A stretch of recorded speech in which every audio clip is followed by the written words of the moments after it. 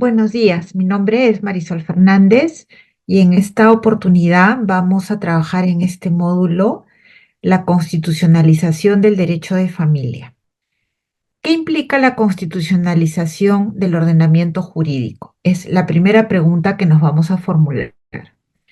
Implica lo siguiente, según el profesor Guastini, citado en la obra del profesor Josep Aguiló. En primer lugar, que la Constitución incorpora un catálogo de derechos fundamentales, que la ley está sometida a la Constitución, que la Constitución tiene fuerza normativa vinculante, que la Constitución no se interpreta literalmente, que las normas constitucionales se aplican de manera directa por todos, que los jueces deben interpretar las leyes conforme a la Constitución y que existe una fuerte influencia de la Constitución en el debate público. Ahora vamos a ver qué significa la constitucionalización del derecho de familia. Siguiendo a Espejo y Jaksic, la constitucionalización del derecho de familia supone, en primer lugar, una mayor concretización de las nociones implícitas que en relación con las familias se encuentran en la Constitución. En segundo lugar, la incorporación de instrumentos internacionales que contienen disposiciones sobre la vida familiar y que tienen jerarquía constitucional. Y en tercer lugar, un desarrollo jurisprudencial a partir del control de constitucionalidad. ¿Cuál es la finalidad del derecho de familia? Acá vamos a citar a la profesora Encarna Roca, que ha señalado que el actual derecho de familia, englobado en el sistema constitucional, debe ser concebido como un medio para la protección de los derechos fundamentales de los individuos que forman parte del grupo familiar. El derecho de familia no es nada en sí mismo, sino tiene como finalidad básica y esencial procurar la efectividad de los derechos fundamentales.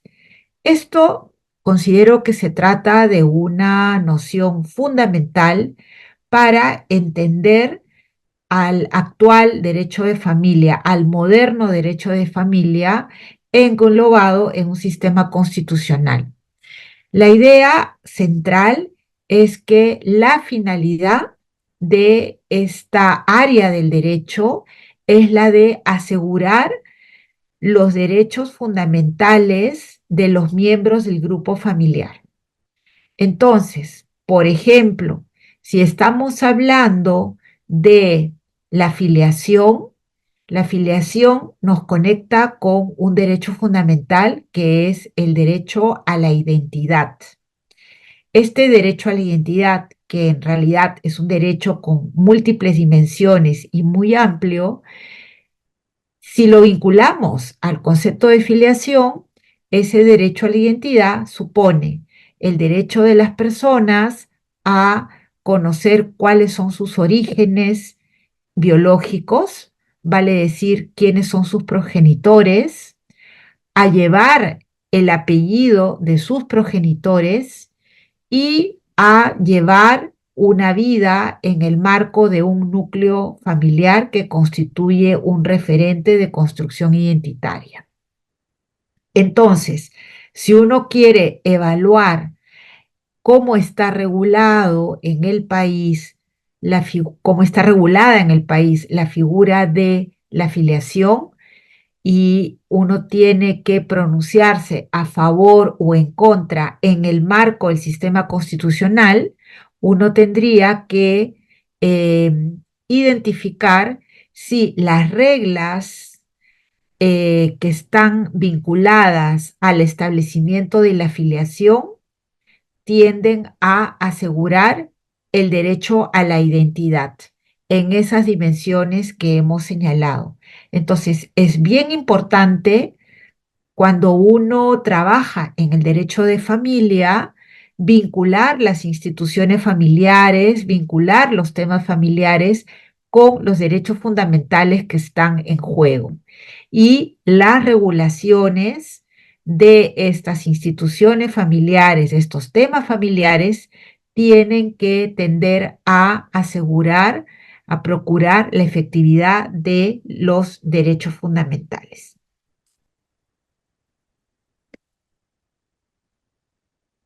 ¿Qué significa la constitucionalización del derecho de familia en el Perú? Y acá habría que mencionar tres ideas que responden a esta pregunta. En primer lugar, reconocer la diversidad de familias sin un modelo prevalente. Esto es, el Estado debe reconocer y proteger a la diversidad de familias. En segundo lugar, supone el reconocimiento y protección de derechos fundamentales en el marco de las relaciones y las prácticas familiares. Acá podríamos tomar en cuenta en particular los derechos en el campo de la sexualidad y en el campo de la reproducción. Y finalmente, supone que uno al trabajar en el marco del derecho familiar, al operar en el marco del derecho familiar, uno debe contextualizar la resolución de conflictos familiares y aplicar los principios constitucionales. Ahora vamos a centrarnos en las familias y las prácticas familiares de acuerdo a la Constitución de 1993. Aquí hay que remitirnos al artículo 4 de la Constitución. Este artículo 4 contiene tres partes. En primer lugar, la comunidad y el Estado protegen especialmente al niño, al adolescente, a la madre y al anciano en situación de abandono. También protegen a la familia y promueven el matrimonio. Reconocen a estos últimos como institutos naturales y fundamentales de la sociedad. La forma de matrimonio y las causas de separación y de disolución son reguladas por la ley.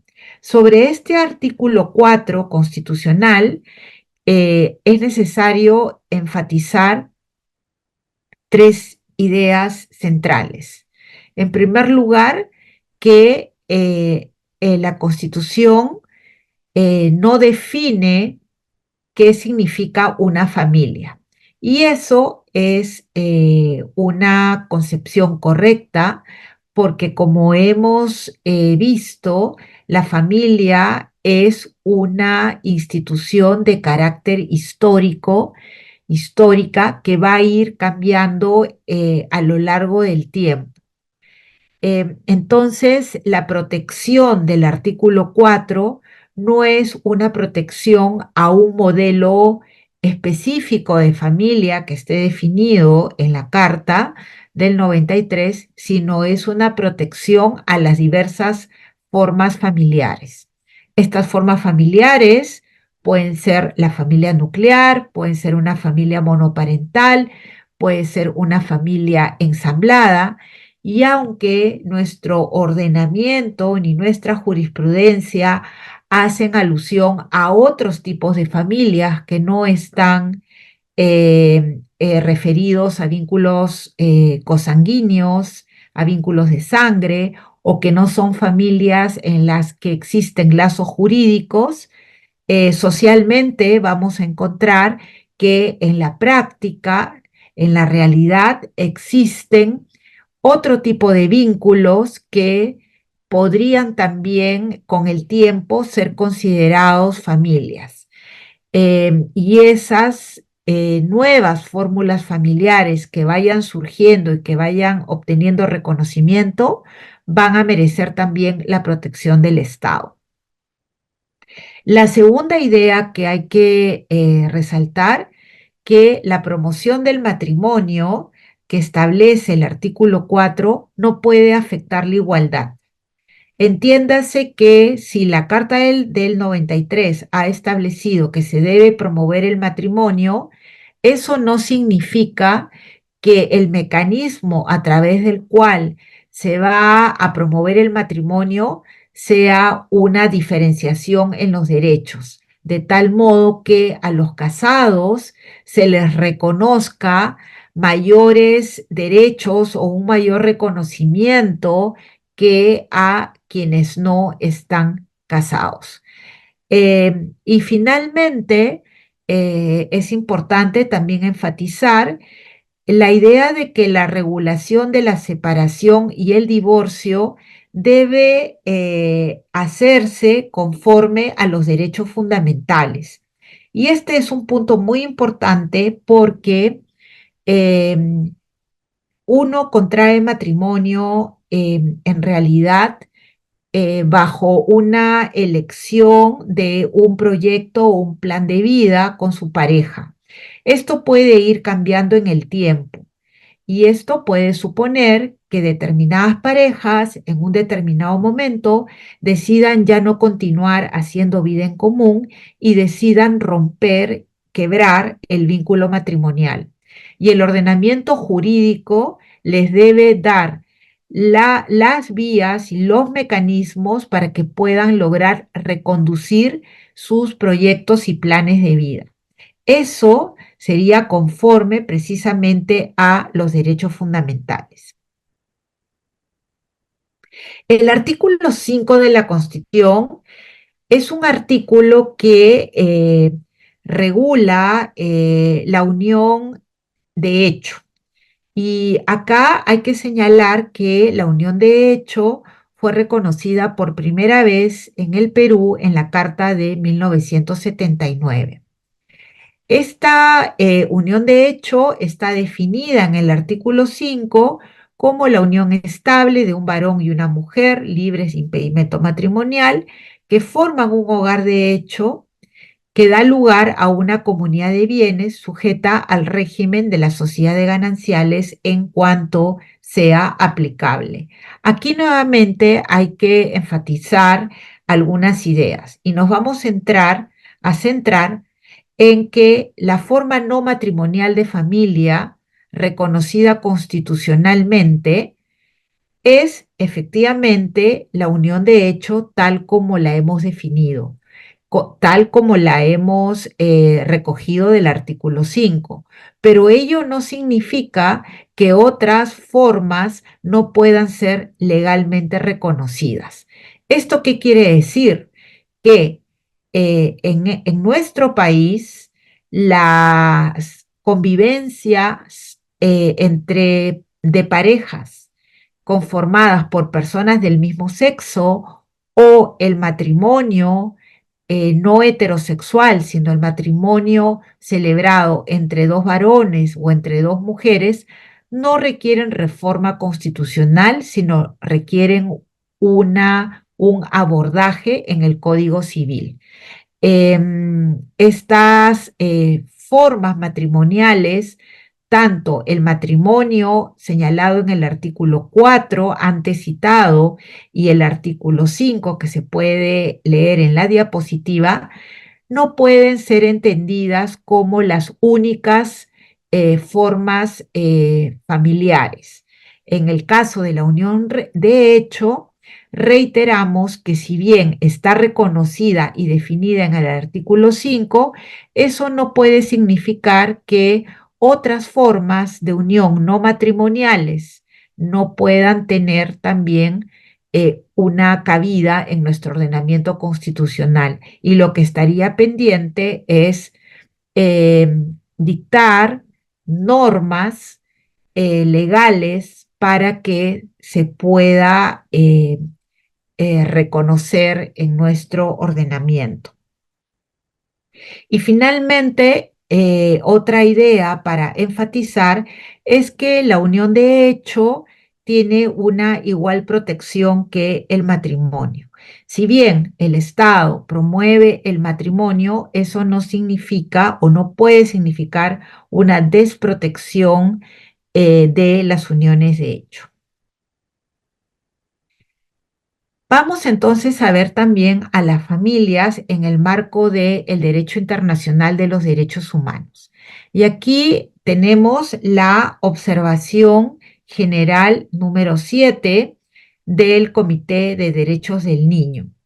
El comité reconoce que familia aquí se refiere a una variedad de estructuras que pueden ocuparse de la atención, el cuidado y el desarrollo de los niños pequeños y que incluyen a la familia nuclear, la familia ampliada y otras modalidades tradicionales y modernas de base comunitaria, siempre que sean acordes con los derechos y el interés superior del niño. Entonces, podemos ver en esta observación general del Comité de los Derechos del Niño cómo se reconoce, ¿no?, que la familia se refiere a una variedad de estructuras. Esto rompe con la identidad de familia igual familia nuclear, sino que familia significa variedad de estructuras, ¿no? Y que no solamente incluyen a la familia nuclear, a la familia ampliada, podríamos decir también a la familia monoparental, sino a una diversidad de otras formas familiares, ¿no? Otras modalidades tradicionales y modernas de base comunitaria, ¿no? También tenemos el caso Fornerón contra Argentina. En este caso, se señaló, la Corte Interamericana de Derechos Humanos señaló lo siguiente: el tribunal constata que en el marco de las sociedades contemporáneas se dan cambios sociales, culturales e institucionales encaminados a desarrollos más incluyentes de todas las opciones de vida de sus ciudadanos, lo cual se evidencia en la aceptación social de parejas interraciales, las madres o padres solteros o las parejas divorciadas, las cuales en otros momentos no habían sido aceptadas por la sociedad. En este sentido, el derecho y los estados deben ayudar al avance social.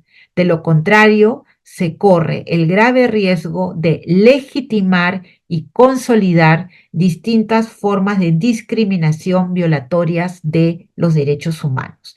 Entonces, aquí la Corte Interamericana de Derechos Humanos también resalta la perspectiva histórica que tiene la familia y la necesidad y la exigencia que se le hace a los estados, ¿no?, para reconocer, ¿no?, consolidar nuevas fórmulas familiares, nuevos relacionamientos de las parejas que pueden ir surgiendo con el tiempo.